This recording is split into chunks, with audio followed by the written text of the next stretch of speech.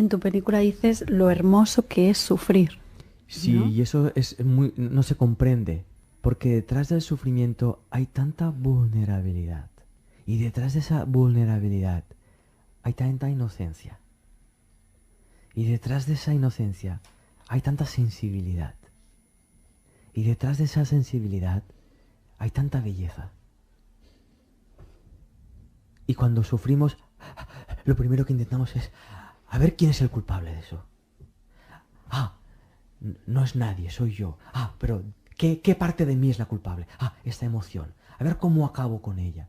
Ahí me pierdo toda la belleza de existir, la belleza de ponerme de pie y caerme. Los adultos, cuando vemos a un niño de 1 año ponerse de pie y se cae, sonreímos, es como, fíjate qué hermoso, se ha puesto de pie y se ha caído. Lo mismo nosotros. Ostras, fíjate, yo estaba bien y ahora estoy sufriendo. Voy a sentir esto para poder ponerme en pie de nuevo. Voy a ponerme en pie dentro de ese sufrimiento. Entonces después del sufrimiento hay vida, empieza nuestra vida, ¿no? En el mismo sufrimiento hay vida si te abres a vivirlo. Antes hablabas, es que hay muchas cosas. Antes hablabas de, al final tenemos miedo, sufrimos, no sé qué, y la soledad. Entonces tengo la fórmula. Si nosotros, Vamos allá, conseguimos amar la soledad, no tenerle miedo, convivir con ella, se acabó todo. Sí y no. No. Que no hay fórmula, Neo. No, si hago eso para no sentir tristeza. Claro, ya lo he encontrado. Si siento la tristeza, dejaré de sentirla porque se transformará en paz. Entonces, cada vez que sienta tristeza, para dejar de sentirla, voy a sentirla. Ahí no va a funcionar, porque la vas a sentir rechazándola. Y habrá una parte de tu conciencia que estará evitándola. Ahí es cuando yo ya estoy aplicando lo que dices, pero no funciona. Porque siento la tristeza, pero vuelvo a sentirla y el día siguiente está porque no te has abierto a sentirla totalmente. Está porque te has abierto a sentirla para dejar de sentirla lo antes posible. Y también has dicho, la vida amorosamente te lleva a un lugar de soledad, ¿no? O sea, que la vida te acompaña a esos lugares donde sufres, ¿no? Y también decías, en la película al final, hablas de que te fascina incluso la vida y el dolor de los demás, ¿no? Porque, pero bien entendido, porque puedes... Sin masoquismo ni maldad incluida. Porque puedes observar el amor de la vida de esa persona por esa persona. Es que me volvió loca esa. Sí, eso, cuando uno empieza a respetar su propio sufrimiento y a respetar su propio momento de vida, pasas a respetar el momento de los demás. Y hay personas que ves a tu alrededor que están pasando un momento intenso de dolor y te das cuenta de que eso sucede porque es la conciencia de ese ser le está llevando a ser consciente de ese dolor oculto. Y ese movimiento es tan hermoso, hay tanta bondad de la vida ahí. Y luego, claro, ves a ese ser sin ser consciente de eso y a esa persona intentando huir de ese dolor porque piensa que el dolor es malo. Y también lo respetas. Y ves cómo la vida de repente cesa de mostrar ese dolor, se detiene, te da un tiempo para que tú te rehazcas y cuando tú te has rehecho y sigues adelante, vuelve a presentarte esa situación de nuevo para que tengas otra oportunidad de asumirla. Fíjate que normalmente esas situaciones infierno vienen cuando uno cree estar mejor. Sí, es cierto. Y tiene lógica, porque cuando uno más se engaña a sí mismo creyendo que está mejor y al mismo tiempo cierta estabilidad, la conciencia dice, bien, es el mejor momento para asumir esto. Y uno piensa, hostia, es el peor momento, ahora que estaba bien. Pero no estabas bien. Creías que estabas bien por todo lo que querías haber conseguido al evitar sentir un espacio que te pertenece sentir. Eso es lo que alguna vez algunos han llamado como la prueba, ¿no? Yo siempre cuando digo a veces comentarios, incluso los míos, ¿no? Digo, ahora, dices con la emoción, ¿no? Ahora ya lo tengo. Ya soy feliz. Y entonces vi una experiencia y dice, es como, ¿no? ¿De verdad lo eres? O sea, claro, es esa experiencia claro. la que te permite sostener si realmente eres feliz. Claro, la vida que quiere que seas feliz se da cuenta de que tú estás creyendo que eres feliz en base a tu perspectiva de la felicidad. Y lo único que hace, muy amorosamente, es, ostras, si estás disfrutando tanto de ser feliz es porque lo quieres ser. Si lo quieres ser, déjame que te muestre cuál es la felicidad verdadera. Exactamente. Y la única forma de mostrártelo es ayudándote a darte cuenta de que tu felicidad está llena de frustración. Está llena de miedo a perder esa felicidad. Y una felicidad que tiene miedo de ser perdida no es felicidad, no es feliz. En tu libro dices, cuando haces lo que amas, es el amor quien lo hace y no tú. Si yo estoy en el momento presente, estoy sintiendo lo que estoy sintiendo. Y entonces si estoy en el trabajo, puede que me dé cuenta del motivo real por el cual estoy en ese trabajo. Y puede que me dé cuenta de que si veo ese motivo por el cual estoy trabajando, entienda por qué estoy luchando cada día para ir a trabajar, en lugar de disfrutarlo. Y cuando descubres esto, eres libre. Eres libre de volver a trabajar al mismo trabajo, porque ya no dependes de lo que tú creías que dependías, y eres libre de dejarlo porque sabes que no dependes de eso. Y alguien dirá, sí, ya, pero ¿cómo Pago las facturas sueldo, al final de mes, facturas, ¿no? todo esto? Es algo que expresaba Cristina antes. La vida tiene sus propios recursos. La vida no está diseñada para matarte. No está diseñada para hacerte sufrir. Está diseñada para que la vivas y disfrutes. Entonces, cuando yo voy más allá de mi mentalidad personal, de lo que entiendo que es la sociedad, el trabajo, el dinero, mi vida me muestra que todo eso está incluido dentro de la naturaleza humana y que no me tengo que preocupar por nada. Y cuando más me he abandonado a ese espacio, más abundancia yo experimento en mi vida, teniendo en cuenta que la abundancia no solo es prosperidad.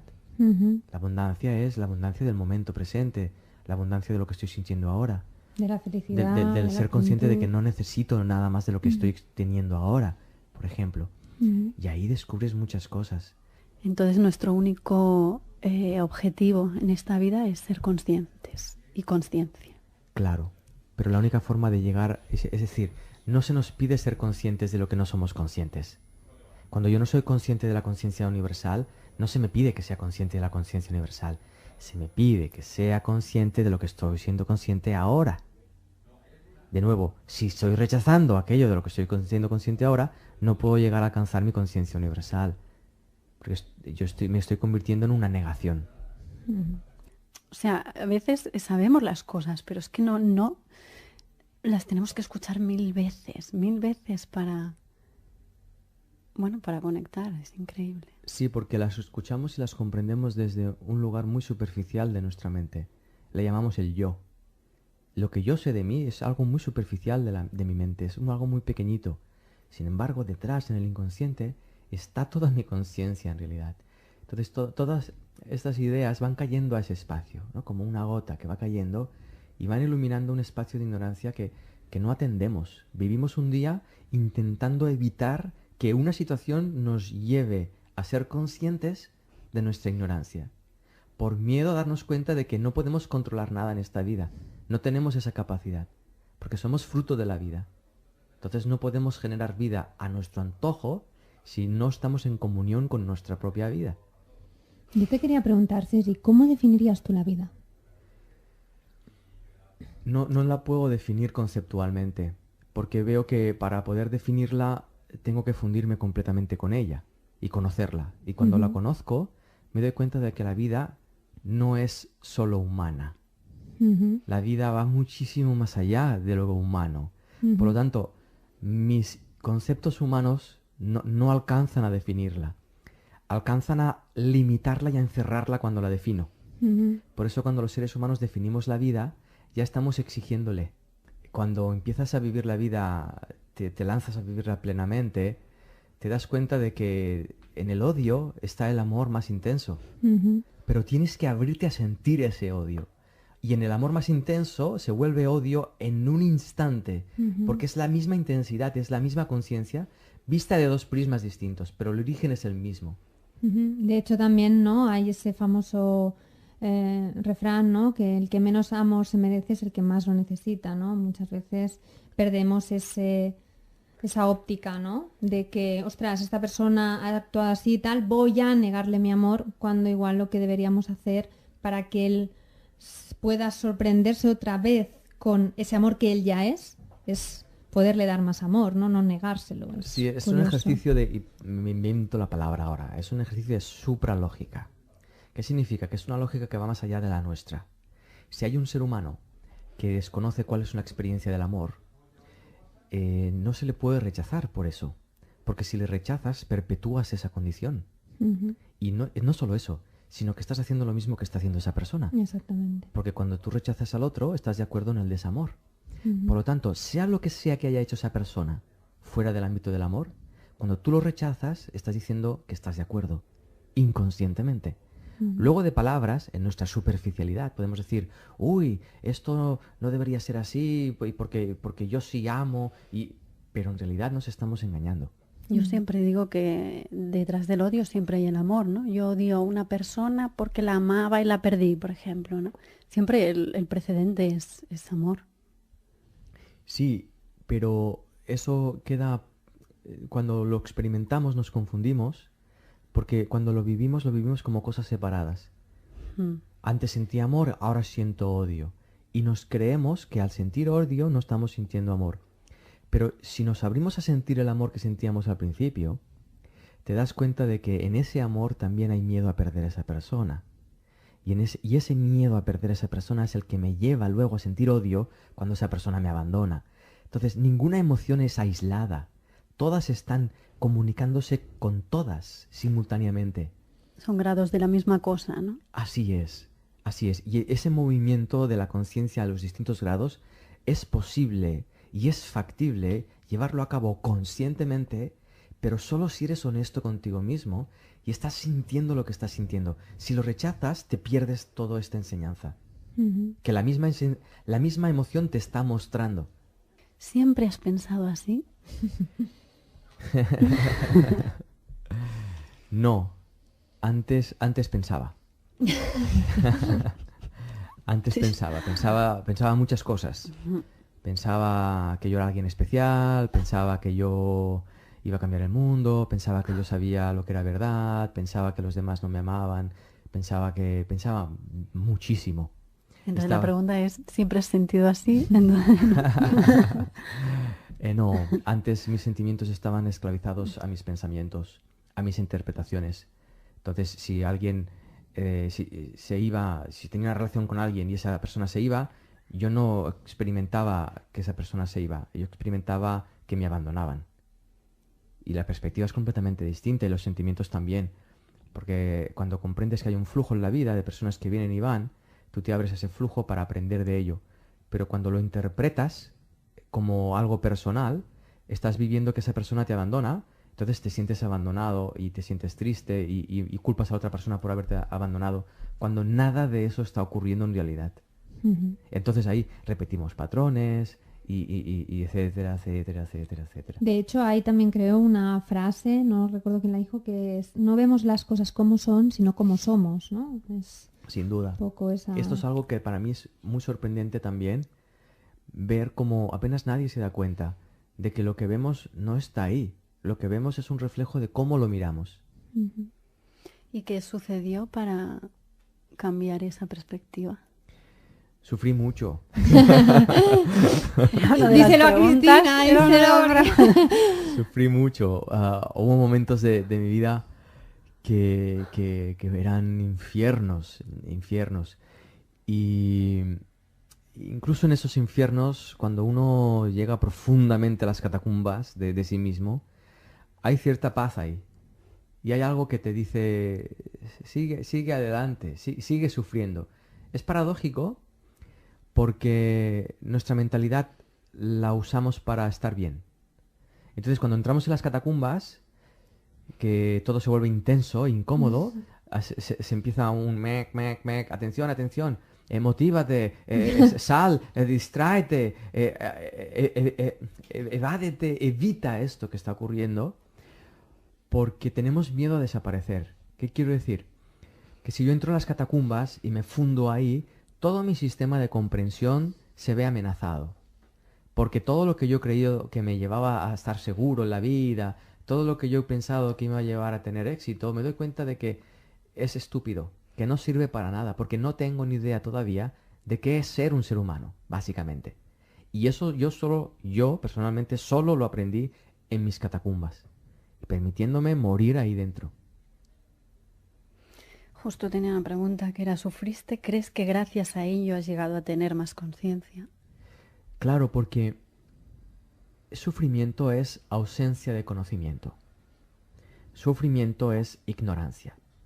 Vuelvo a explicarlo con un ejemplo, es muy claro. Si tú me abandonas, si yo no sé por qué me abandonas, sufriré, porque no lo comprenderé. Pero si me abro a comprender que es parte de mi vida, podré al menos comprender que ahí hay un aprendizaje. Ya se abre otro mundo, ya se abre otro estado anímico.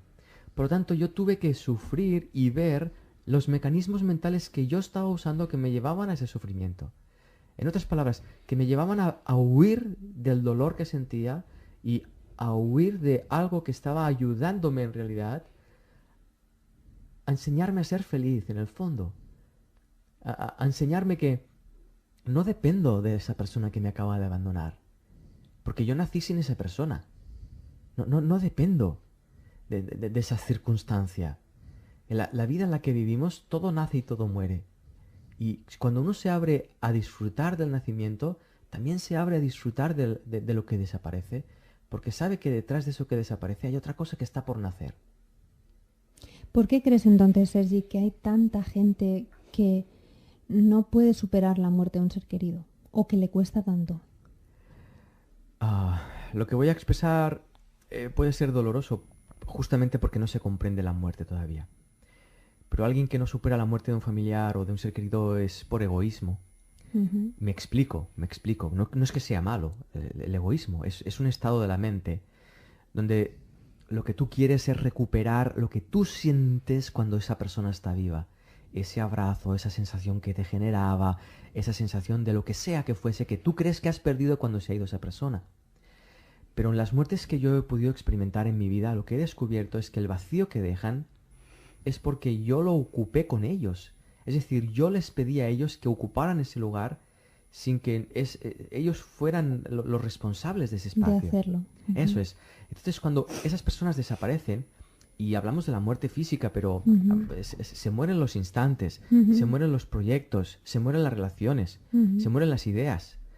Si me abro a asumir la responsabilidad de mi experiencia, yo estaré llenando ese hueco. Ujú. Sí que es cierto que en un primer momento ese hueco que yo asumo es un hueco de mucho dolor porque hay mucho vacío.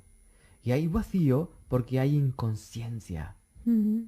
que yo estaba llenando con esa persona. Sí, no, iba a decir un poco, ¿no? Entonces volvemos, para entenderlo así como más simple, nosotros nos separamos del amor que intrínsecamente viene en nuestra naturaleza, buscamos el apego de ciertas cosas externas, bien porque no reconocemos por ignorancia al principio muchas veces nuestra responsabilidad como creadores, ¿no? Como universos donde todo lo que está pasando es en realidad un mundo nuestro, ¿no? No hay nadie al otro lado que nos tenga que mostrar nada, todos son proyecciones de mí. Entonces, como no sé eso y como me he olvidado de mi plenitud, ¿no? Intento llenar ese vacío con lo que a mí me parece que está fuera de mí, con esa separación. Eso es. Y ahí hay dos claves. Una, mi pérdida de la conciencia de mi inocencia, de mi amor, de mi conciencia primordial. Eso es una. Ujú. Y dos, la creencia de que los demás van a llenar ese vacío. Exactamente. Entonces podría venir un poco, ¿no? Para que nuestros seres queridos muchas veces ocupan ese lugar de relleno. Sin duda. Y cuando los perdemos creemos que nos han quitado algo que nos pertenece, ¿no? Así es. Cuando desaparecen sus cuerpos, pensamos que ellos también han desaparecido, sin darnos cuenta de que ellos están en nosotros, están dentro de nosotros. Ujú. Cuando yo me relaciono contigo, en realidad no me relaciono contigo, me estoy relacionando con lo que yo veo de ti, con lo que yo pienso de ti, porque estás dentro de mí también.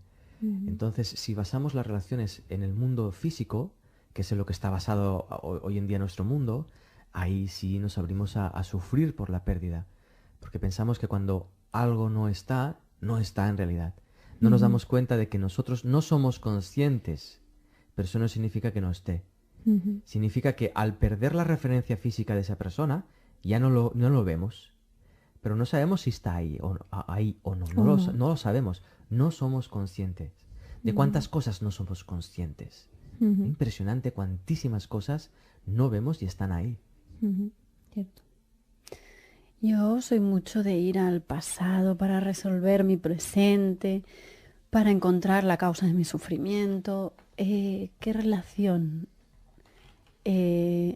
pondrías con el quitar el sufrimiento con el pasado? ¿Es importante ir a resolverlo? Yo soy muy de ir, pero porque lo siento mucho en el presente, ¿no? Creo que el pasado está en mi presente, porque si me hace hacer cosas, aprendizajes del pasado es que está ahora, ¿no? Entonces, para mí es muy importante ir sanando todo lo que es el pasado, que en realidad sería el presente. Una cosa muy interesante y que también está a nuestra disposición para comprender es que el tiempo no es lineal. El tiempo es esférico. Todo sucede en este instante presente. Cuando yo asumo esto, me doy cuenta de que el pasado no existe, no tiene realidad propia en sí mismo, no tiene realidad propia en sí mismo. La única forma de que el pasado exista es cuando yo lo recuerdo. Cuando yo no lo recuerdo, deja de existir.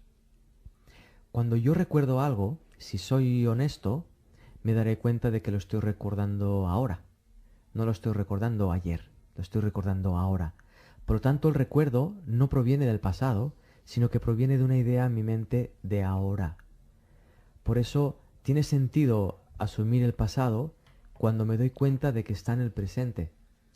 Acumulamos muchísimo pasado que no existe en nuestra mente presente cuando evitamos vivir la vida. Entonces empezamos a acumular recuerdos creyendo que provienen del pasado y que no son resolubles y generando un personaje que tiene una historia personal que le está afectando constantemente cuando no somos el resultado de esa historia personal de nuevo.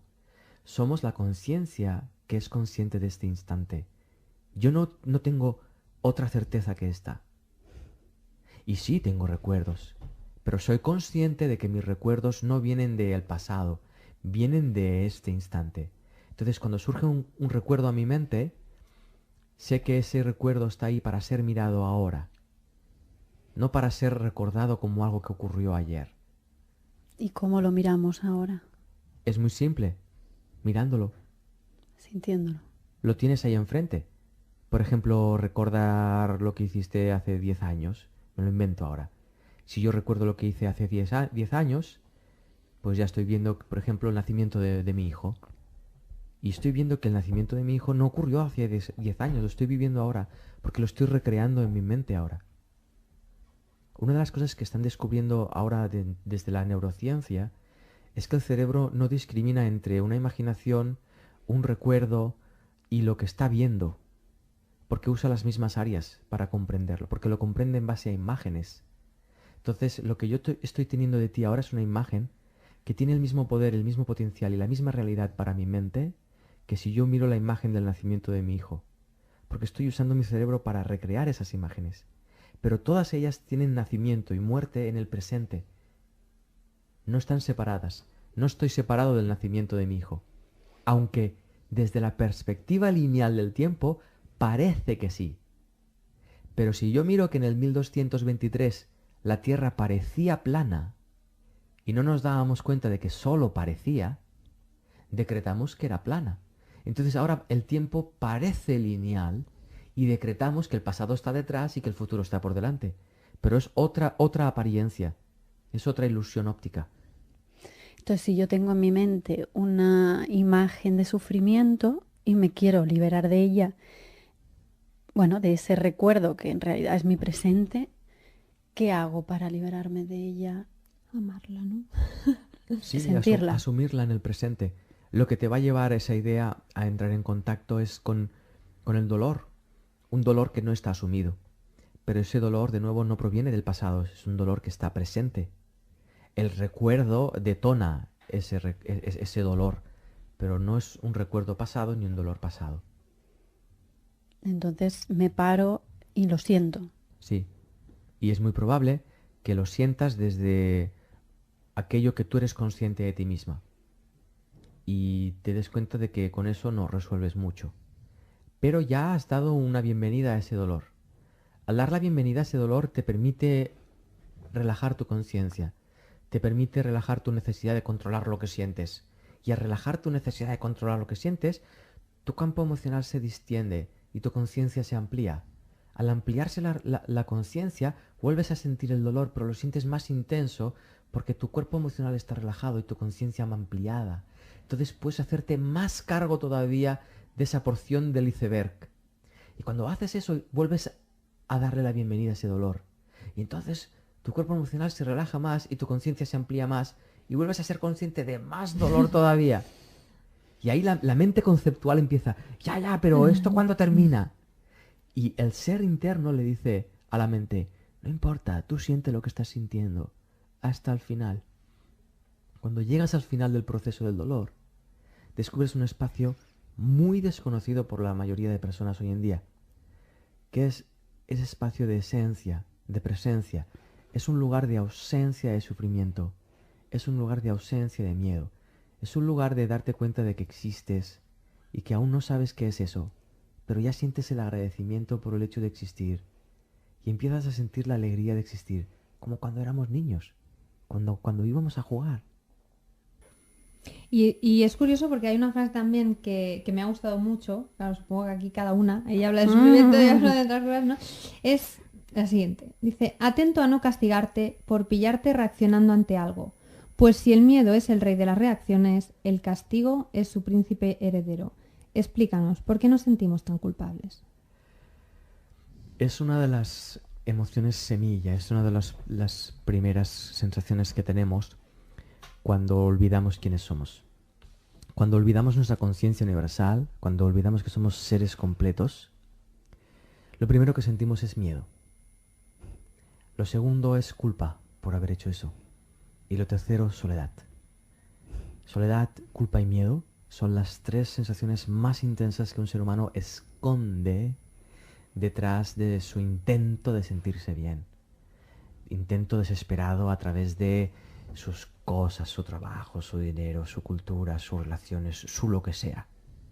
Pero son esas tres. Entonces, cuando la vida muy amorosamente nos lleva a sentirnos solos, a sentir la soledad que sentimos aunque estés con esa pareja, que de repente llevas 30 años con esa pareja y no sabes por qué entras en un espacio de soledad existencial, es porque está acompañándote a sentir lo culpable que te sientes de existir como existes, para que asumas el miedo que tienes de no saber quién eres, para que asumas que eso son fantasías mentales, que el miedo, la culpa y la soledad son imaginaciones de la mente humana que las imagina porque ha perdido la realidad, ha perdido de vista la realidad.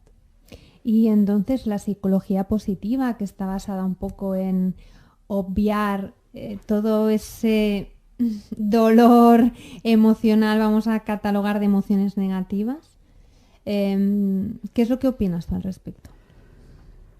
Más que opinar, voy a hacer un gesto con ello.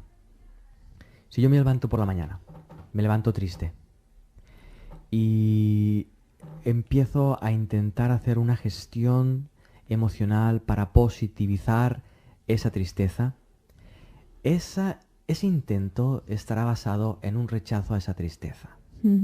Si yo estoy rechazando una emoción que yo estoy sintiendo, me estoy rechazando a mí mismo. Entonces estoy intentando llegar a tener un día súper positivo y a sentir emociones súper positivas basándome en un autorrechazo. Es posible que lo consiga a través de inducirme pensamientos positivos, pero cuando acceda a ese lugar de positivismo, tendré que luchar para mantenerlo. ¿Por qué? ¿Por qué? Porque ese día va a llevarme una y otra vez a asumir que estás triste. Que estoy triste. Y entonces voy a tener situaciones ese día que me van a llevar a sentirme triste. Y pensaré, ostras, qué mala es mi vida, qué mala es la gente, vaya trabajo más triste que tengo, porque yo con mis estrategias súper positivas estoy tratando de ser súper positivo y mira que me ha contestado mi compañero, y mira que le he dicho una frase súper positiva, y mira que me ha dicho, y me ha llevado a sentirme triste. Ahí hay una falta de responsabilidad con uno mismo, y una falta de responsabilidad con la vida de uno mismo. Y se termina cuando eres honesto. Entonces yo el positivismo no lo comprendo. No lo juzgo porque yo, a raíz de intentar ser muy positivo, me di cuenta de todo esto. Entonces también tiene un sentido. Nada excluye a nada. Yo no estoy excluyendo nada. Ni estoy excluyendo ninguna estrategia, ni ninguna técnica. Solo digo que cuando yo pongo en marcha esto, me doy cuenta de que no tiene sentido.